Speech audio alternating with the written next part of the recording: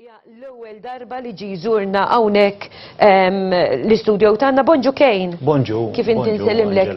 Nsellem lilek u lit-telespettaturi kollha li qegħdin isegwuna. Grazzi tal-li qiegħed magħna. Forsi nitkellmu ftit anki dwar għal xiex qiegħed hawnhekk Kejn u minn fejn ġej Kejn. Fil-fatt inti ġej mill-Fondazzjoni għall-Lob Responsabbli. Però l-ewwel ħaġa li nixtieq nistaqsi, x'infissru meta ngħidu l-Lob Responsabbli?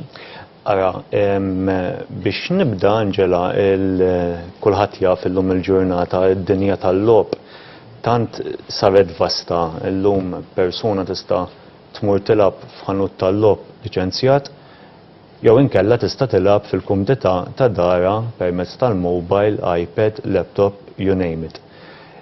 Aħna bħala fondazzjoni għall-Lob Responsabbli maħniex kontra li persuna tilab f'attività rikreazzjonali ta' divertiment biex niftiemu. Aħna nidħlu meta dik il-persuna tħoss problema u taqa' fil-vizzju li ma tibqax tilab b'mod responsabbli. Issa jiena nħobb niddiskrivija l-lob responsabbli meta inti għandek linja rqiqa ta' kontroll. Għandek daqsxejn diffikultà wkoll għall-fatt li l-persuna li tkun qed tilab u forsi tibda bi ftit u mbagħad issir irresponsabbli fil-lob tagħha, ma taċċettax il-fatt li qed tkun irresponsabbli? Ekku, l-esperjenzi jvarjaw. Aħna bħala fondazzjoni nemmnu li fejn jidħol il-vizzju, fejn jidħol il-lob responsabbli, number one hemm bżonn ta' aktar tarif li n-nies hemm barra ikunu jafu x'inhuma dawn il-konċetti lob kompulsiv. Meta inti tagħti importanza żejda lil-lob. Mill-lob kompulsiv sfortunatament tista' taqa' lob patoloġiku. Lob patoloġiku x'inhu? Meta inti ħajtek jispiċċa l-lob. Iġvit tqum fil-ħodu moħħok biex tilab u torqod tard bil-lejl moħħok fil-lob. Sfortunatament dan il-vizzju iwassal għal vizzju oħrajn u jwassal għal ħafna problemi. Fosthom problemi soċjali. Per eżempju, inti ma tkampax fir-relazzjoni mal-maħbuba tiegħek, mal-maħbub tiegħek. Ma tkampax fuq il-post tax-xogħol. Inti moħħok ma tkunx tista' tikkonċentra. U finanzjarjament ukoll, ġifieri tista' tbati anki finanzjarjament is-sitwazzjoni mhux il-persuna li tkun qed tilab biss iżda l-unit kollu, il-familja kollha. Ekku, semmejt punt importanti ħafna, Anġela.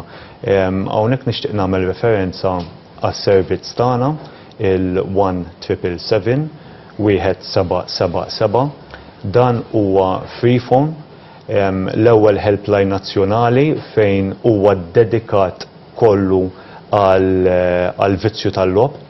Fil-fatt tellajna dan in-numru biex jekk hemm xi ħadd li forsi jew xi maħbub tiegħu, xi ħadd tal-familja qed jissuspetta li jista' jkun għandu din is-sitwazzjoni, iċempel dak in-numru għall-għajnuna. Daw jistgħu jkunu anonimi għall-ewwel meta jċemplu? Iva, iċemplulna għandna staff imħarreġ is-sena kollha. Nisimgħu l-istejjer, hawnhekk nixtieq dejjem nagħmel kuraġġ lil persuni hemm barra biex iċċemplu l-ewwel pass huwa l-aktar pass diffiċli, m'hemmx mistħija, l-anonimità iżommuha, jilqgħu kull esperjenza, ħanilqgħu kull esperjenza, ħanipprovdu l-għajnuna u fejn hemm bżonn ukoll nirreferru lil persuna għal aġenziji terzi bħal Appoġġ, Caritas, Millennium Chapel, naħdmu hand in hand ma' dawn l-aġenziji. Barra mis-servizz tal-1777 nixtieq nagħmel referenza wkoll għaċ-chatline tagħna fuq il-website www.rgf.org.mt. Bottom right hand corner hija faċli, jistgħu jikklikjaw u flok iċemplu bit-telefon eżatt jitkellmu jiċċettjaw permezz tal-kompjuter tagħhom jew permezz tal-mobile tagħhom. L-għajnuna qiegħda hemm. L-ewwel pass nerġa' nirrepeti huwa l-aktar pass diffiċli. Jiena nemmen li jekk persuna verament tagħmel dan il-kuntatt magħkom ifisser li verament taċċetta li għandha sitwazzjoni f'idejha u fuq kollox qed titlob għall-għajnuna. Ekku. Barra dan is-servizz, Angela, induru permezz tal-kampanja edukattiva tagħna, induru l-iskejjel ta' Malta u Għawdex, nżuru l-istudenti ta' raba sena primarja. X'ikun qed jiġri meta tkun qegħdin fl-iskejjel? Iva, nduru l-iskejjel għandna il-maskot tal-fondazzjoni, naraw dawn it-tfal u nippruvaw nagħlmuhom mill-età tenera ta' x'inhu il-kunċett tal-ob responsabbli, x'inhu il-kunċett tal-vizzju, il-vizzi differenti li jeżistu, l-użu eċċessiv tal-internet, iċ-ċittadinanza online illum il-ġurnata. Għaliex dan kollu, għaliex nemnu li rridu nibdew miż-żgħar tagħna, mhux miż-żgħar biss, nintaqgħu wkoll ma' ġenituri, l-istess nagħlmuhom kif dawn illum il-ġurnata saret realtà, illum tara tfal bil-iPad, tara tfal u l-aċċess għal dan il-lob sar faċli immens. Illum il-ġurnata il-gaming qed jagħti boost tajba lill-ekonomija ta' Malta, jiġifieri hemm il-pożittiv tiegħu, imma sfortunatament bħal kollox hemm in-negattiv ukoll li bħala soċjetà responsabbli rridu nħarsu lejha il-problema u aħna bħala fondazzjoni noffru l-għajnuna tagħna kemm nistgħu. Inti qed issemmi l-attivitajiet li jsiru. Naf li fis-sajf bqajtu għaddejjin b'ħafna attivitajiet għax l-iskola fis-sajf tkun magħluqa, però jidher li kellkom xi attività li kienet ftit kbira mhux ħażin ir-rabat fis-sajf li għadda. Aħna barra s-servizz ta' support li noffru u l-kampanja edukattiva nippruvaw insaħħu wkoll ir-riċerka permezz ta' proġetti li nkun nista' nitkellem aktar il-qudiem fuqhom, u kif qed tgħid tajjeb inti nipprovaw noffru alternattiva għall-lob fis-soċjetà hemm barra. Fl-aħħar ta' wissu kellna attività ħelwa tal-lob tas-sajf. Sportiv, Iva, 11 sena konsekuttiva tsuntier ta' Knisja ta' San Pawl ir-Rabat jorganizzaw il-lob għal kulħadd. Hawnhekk nixtieq nirringrazzja lill-Kumitat Żgħażagħ Rabtin Pawlini li aċċettawna li ngħinuhom fl-organizzazzjoni u kif ukoll nixtieq nirringrazzja minn hawn lill-Segretarju Parlamentari l-Onorevoli Silvio Xkembri li min-naħa tiegħu ta' daqqatit ukoll. Nidħlu għal dawn l-attivitajiet, Angela, għaliex permezz tal-eżerċizzju fiżiku, iva xiex li nipprovdu alternattiva għall-lob, għall-gambling, għall-vizzju tal-lob. Kienet attività ħelwa, rajna respons tajjeb u l-qoddim. U nemmen li xina kont involuta fl-attivitajiet tar-rabat tal-lob għal kulħadd fil-bidu meta bdiet tiġi organizzata hemmhekk jagħmlu għaliha ħafna żgħażagħ. Naħseb il-maġġoranza ta' żgħażagħ tar-rabat jiġu għaliha din l-attività. Ġifieri sabiħ li inħadnu anki din l-edukazzjoni u nimirħu fost iż-żgħażagħ biex kemm jista' jkun inżommuhom il-bogħod minn ċertu vizzi. Ekku. Nixtieq nagħmel referenza wkoll jekk tippermettili għal-sistema ta' self-exclusion tagħna, is-self-bearing forms. Importanti spjegalna ftit xi tfisser din anke għall-benefiċċju tat-telespettaturi. Il-self-bearing forms prattikament hija sistema li persuna jista' jeskludi lilu nnifsu minn każino jew ħanut tal-lob hemm barra. Daw il-land-based gaming parlors. Persuna tista' iċċempel wieħed 777 u tagħmel appuntament magħna u tiġi timla l-formuli neċessarji mal-istaff tagħna. Jew inkella wkoll tista' timla l-formuli mill-każino stess. Aħna naħdmu flimkien mal-Awtorità Maltija għall-lob l-MGA fejn nipproċessaw dawn is-self-bearings. Imma nixtieq ngħid waħda, persuna jista' jeskludi lilu nnifsu għal 6 xhur, sena jew perjodu indefinit.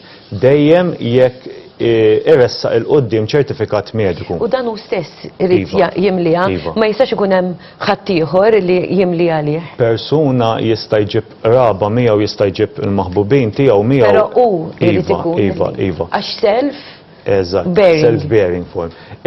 Barra minn hekk, permezz tal-ġdid dwar il-lob, l-MGA ħasbu wkoll li mussew li persuna teskludi li l-nifisa minn land-based gaming parlors tmur id-dar fil-faċilità ta' dara tilab online. Ekku.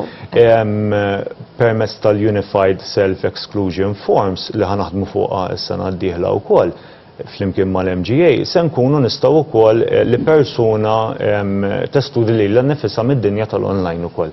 Ġifieri nwessaw aktar. Kif tistala li id-dinja tal-online illum Hija vasta. ħadet over? Hija vasta, Nimmaġina li diffiċli ħafna anke biex timonitorja. Ekku. Hija diffiċli kif qed tgħid inti, it's a challenge, imma blajnuna tal-MGA, bl-esperti li hemm jaħdmu l-MGA, se nkunu nistgħu naslu wkoll li għal-qudiem. Nawguralkom, għax mhix faċli, mhix Ekku, faċli. ekku.